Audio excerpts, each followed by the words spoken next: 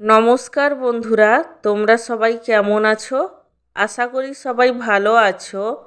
আমার চ্যানেলে তোমাদের সবাইকে স্বাগত জানাই। আজ আমি তোমাদের সাথে শেয়ার করব ছানা কাটানোর পদ্ধতি।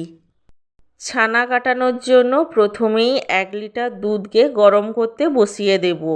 দুধটা যখন ফুটে উঠবে তখন এর মধ্যে দিয়ে দেব 1/2 চামচ ছানা কাটানোর পাউডার।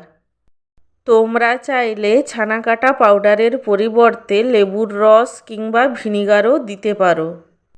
দুধের মধ্যে ছানা কাটা পাউডার দেওয়ার পরে 2 থেকে 3 মিনিট অপেক্ষা করব।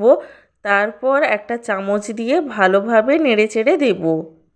চামচ দিয়ে দুধটাকে ভালোভাবে নেড়েচেড়ে দেওয়ার পর দেখবে দুধটা ভালোভাবে ছানা কেটে গেছে।